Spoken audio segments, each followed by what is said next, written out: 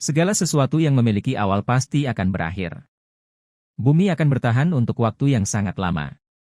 Titik akhirnya akan tiba pada miliaran tahun mendatang, setelah kehidupan di planet ini tiada. Sebelum kita berbicara tentang masa depan bumi, mari kita tinjau sejarahnya. Kapan kehidupan pertama muncul di bumi? 4 miliar tahun. Planet kita terbentuk dari awan gas dan debu raksasa yang disebut nebula sekitar 4,6 miliar tahun yang lalu. Daratan pertama mungkin terbentuk di permukaannya sejak 4,4 miliar tahun silam. Atmosfer bumi purba tidak mengandung oksigen, sehingga akan beracun bagi manusia jika mereka ada saat itu. Sangat berbeda dengan atmosfer bumi saat ini, yang mengandung sekitar 21% oksigen. Banyak bentuk kehidupan, termasuk manusia, membutuhkan oksigen untuk hidup. Lantas dari manakah oksigen berasal? Para ilmuwan percaya bahwa kandungan oksigen di atmosfer mulai meningkat sekitar 2,4 miliar tahun yang lalu dalam sebuah perubahan yang mereka sebut sebagai peristiwa oksidasi besar. Mikroorganisme mungil telah mendiami permukaan bumi untuk sementara waktu. Beberapa di antaranya memiliki kemampuan menghasilkan energi dari sinar matahari, seperti yang dilakukan tanaman saat ini. Saat mereka melakukannya, mikroorganisme purba ini melepaskan oksigen. Oksigen kemudian terlepas ke atmosfer sehingga kehidupan dapat berevolusi ke bentuk yang lebih kompleks. Evolusi ini membutuhkan waktu sangat lama. Hewan paling awal yang hidup adalah spons laut, kemungkinan baru muncul sekitar 660 juta tahun yang lalu. Sementara itu, manusia diprediksi muncul di Afrika sekitar 200.000 hingga 2 juta tahun yang lalu, tergantung bagaimana kita mendefinisikan manusia. Dari sana, mereka menyebar kemana-mana. Masih ada miliaran tahun lagi. Ketika memikirkan masa depan, kita tahu ada dua faktor penting yang dibutuhkan manusia untuk hidup di bumi, matahari dan perubahan lingkungan. Pertama, matahari menyediakan sebagian besar energi yang dibutuhkan makhluk bumi. Tumbuhan menggunakan sinar matahari untuk tumbuh dan menghasilkan oksigen. Hewan dan manusia secara langsung atau tidak langsung bergantung pada tumbuhan untuk mendapatkan makanan dan oksigen. Hal lain yang membuat bumi layak huni untuk kehidupan adalah permukaan planet kita terus bergerak dan bergeser. Lingkungan permukaan yang terus berubah ini menghasilkan pola cuaca dan perubahan kimiawi di lautan dan daratan sehingga kehidupan di bumi bisa berevolusi. Pergerakan potongan-potongan raksasa dari lapisan luar bumi yang disebut lempeng, didorong oleh panas di bagian dalam atau perut bumi. Sumber ini akan membuat perut bumi tetap panas selama miliaran tahun. Jadi, apa yang akan berubah? Para ilmuwan memperkirakan bahwa matahari akan terus bersinar selama 5 miliar tahun. Namun, pancarannya akan semakin terang dan semakin menghangatkan bumi. Pemanasan ini berlangsung sangat lambat sehingga kita tidak akan menyadarinya. Sekitar 1 miliar tahun lagi, planet kita akan menjadi terlalu panas sehingga lautan tak lagi bisa mendukung kehidupan. Namun, itu adalah waktu yang sangat lama.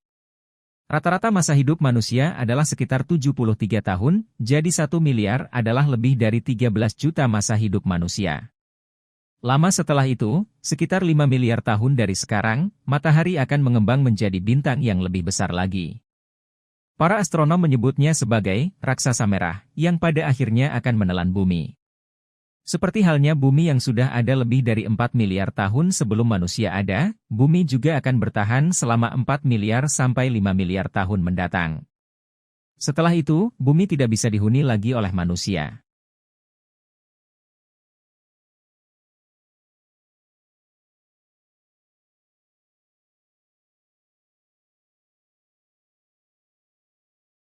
Hingga saat ini, banyak planet-planet di luar tata surya yang diklaim mirip bumi ditemukan para astronom. Seperti yang baru-baru ini ditemukan astronom Jepang. Para ilmuwan merasa sangat terdorong untuk menemukan planet mirip bumi karena adanya potensi kondisi yang mendukung keberlanjutan kehidupan di sana. Selain itu, penemuan planet serupa dengan bumi juga bisa memberikan wawasan penting tentang kemungkinan keberadaan lingkungan yang cocok untuk kehidupan di luar bumi. Dilansir dari Space, sebuah studi baru menemukan petunjuk yang menjanjikan tentang adanya sebuah planet yang mirip bumi dalam tata surya kita. Studi ini dilakukan oleh Patrick Sofia Likaka dari Universitas Kindai di Osaka, Jepang, dan Takashi Ito dari Observatorium Astronomi Nasional Jepang di Tokyo. Walaupun banyak penelitian global yang tertarik pada kemungkinan adanya planet mirip dengan Bumi, teori ini juga menimbulkan perdebatan.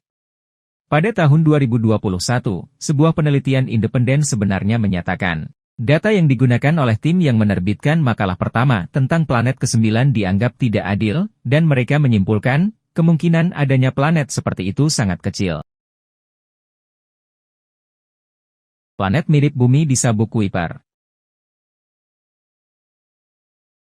Sementara itu, para peneliti di Jepang dalam studi barunya, kini mengusulkan kemungkinan adanya planet lain yang tersembunyi di Sabuk Kuiper cincin berbentuk donat yang membentang tepat di luar orbit Neptunus, dilansir dari Earth. Terletak lebih dekat dari planet ke-9, di sekitar benda-benda yang berada di luar orbit Neptunus. Kami memprediksi keberadaan planet mirip Bumi. Hal ini masuk akal bahwa objek-objek planet prasejarah mungkin masih ada di Sabuk Kuiper yang jauh dan bisa disebut sebagai planet Sabuk Kuiper, KBP. Mengingat banyak objek semacam itu ada di awal tata surya, imbuh para peneliti. Ilmuwan meyakini, KBP ini berada sekitar 500 unit astronomi, AU, dari matahari. Jarak ini setara dengan 500 kali jarak antara Bumi dan matahari, dan lebih dekat daripada planet ke-9. Suhu dingin di planet Sabuk Kuiper. Menurut para peneliti, KBP bisa mencapai 3 kali lipat ukuran Bumi. Namun, suhunya cenderung terlalu dingin untuk mendukung kehidupan. Diketahui bahwa Sabuk Kuiper berisi jutaan objek es yang disebut sebagai objek Transneptunus, TNO, karena mereka berada di luar Neptunus. Astronom meyakini bahwa TNO adalah sisa-sisa dari proses pembentukan tata surya. Mereka terdiri dari campuran batuan, karbon amorf, dan es yang mudah menguap seperti air dan metana. Orbit TNO dapat mengindikasikan kemungkinan adanya planet yang belum ditemukan di tata surya luar, ungkap para peneliti. Objek batuan dan es ini adalah sisa-sisa dari pembentukan planet di wilayah luar tata surya, sambungnya. Adanya tarikan gravitasi.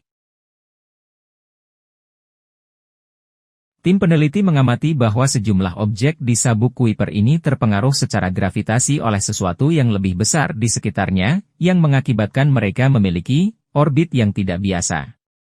Selain itu, dalam sabuk ini terdapat sejumlah objek yang memiliki kemiringan orbit yang tinggi, yang berarti orbit mereka sangat cenderung saat mengorbit matahari.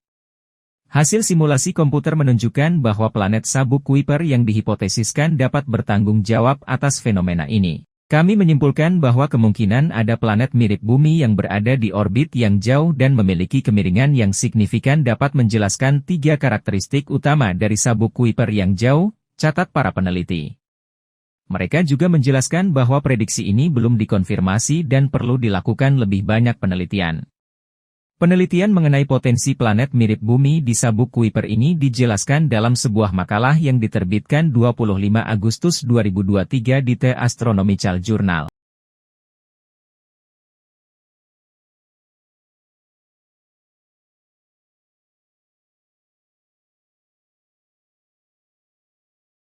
Planet Mars merupakan planet terdekat keempat dari matahari. Jika dilihat dari kejauhan, planet ini tampak berwarna merah. Oleh karena itu, Mars dijuluki sebagai planet merah. Mars adalah planet bebatuan dengan atmosfer yang tipis. Di permukaannya ada kawah, gunung berapi, lembah, gurun, dan tudung es. Diameter planet ini adalah 6.780 km, yakni sekitar setengah diameter Bumi. Jarak rata-rata dari matahari ke Mars adalah 228 juta kilometer atau 1,5 sa. Mars membutuhkan 687 hari dalam satu kali orbit mengelilingi matahari. Mars tidak hanya berputar mengelilingi matahari, tetapi juga mengitari porosnya sendiri. Planet ini membutuhkan waktu 24,6 jam untuk berotasi, tidak jauh berbeda dengan Bumi yang membutuhkan waktu 23,9 jam. Sumbu rotasi Mars juga miring 25 terhadap orbitnya. Akibatnya, Mars memiliki banyak musim yang berlangsung lebih lama dibanding Bumi. Planet Mars sering disebut sebagai planet merah, yang mengacu pada warnanya yang merah tua. Namun planet Mars rupanya juga punya julukan lain yaitu planet mati. Dikutip dari Science ABC, Lingkungan Mars yang sangat keras dan tidak ramah ternyata yang kemudian membuatnya mendapatkan gelar sebagai planet mati. Meski demikian, tentu membuat orang bertanya-tanya mengapa planet ini dianggap begitu tak bernyawa dan layak huni. Atmosfer Mars lebih tipis dari Bumi. Ada beberapa alasan mengapa Mars disebut sebagai planet mati. Salah satu alasan utamanya adalah kurangnya atmosfer. Atmosfer planet Mars hampir 100 kali lebih tipis dari Bumi. Kurangnya oksigen, nitrogen, dan gas penting lainnya cukup membuat udara menjadi sangat tipis, sehingga memungkinkan sinar kosmik menembus permukaan dengan bebas. Kita tidak mungkin membayangkan kelangsungan hidup di planet Mars, jika planet tersebut terus-menerus terkena radiasi matahari dan ruang angkasa yang berbahaya. Selain itu, tidak adanya efek rumah kaca yang kuat berkontribusi terhadap fluktuasi suhu ekstrim, yang menjadikan planet ini tidak cocok untuk mendukung kehidupan. Namun, tidak semua harapan hilang karena para ilmuwan dan insinyur sedang bekerja keras untuk mengatasi masalah menjadikan planet ini layak huni. Salah satu kemungkinan yang diusulkan untuk mengubah lingkungan planet ini menjadi zona layak huni adalah dengan melakukan terraforming, yakni sebuah proses untuk mengubah lingkungan. Karena terdapat bukti pasti adanya bahan organik di permukaan Mars, dipastikan bahwa Mars pernah mengandung senyawa berbasis karbon, yang dikenal sebagai molekul organik. Dengan menggunakan gas, molekul, dan bahan organik yang ada di atmosfer, serta kendaraan penjelajah yang ditempatkan di planet Mars ini, banyak yang mengusulkan penebalan atmosfer planet dan kemungkinan mencairnya es untuk melepaskan air. Kandungan air di Mars. Kendati demikian masih ada masalah lain untuk membuat Mars menjadi layak huni, yaitu ketersediaan air. Ahli astrobiologi telah memastikan bahwa Mars pernah memiliki lautan dan sungai yang luas, sama seperti Bumi, namun kini menjadi daratan kering dan tandus. Sedikit air yang tersisa di planet ini sebagian besar berbentuk es di lapisan es kutub dan di bawah tanah. NASA baru-baru ini mengkonfirmasi bahwa air cair mengalir di bawah permukaan Mars berdasarkan temuan MRO NASA. Spektrometer digunakan untuk mengamati permukaan planet. Ini menunjukkan jejak garam di beberapa lokasi, namun garam ini bukanlah garam terhidrasi, sebaliknya, itu adalah mineral terhidrasi. Mineral terhidrasi ini disebut perklorat, dan mineral tersebut terbukti menjaga cairan agar tidak berubah wujudnya bahkan pada suhu dingin. Mereka ditemukan di tanah dan debu Mars, dan sangat larut dalam air.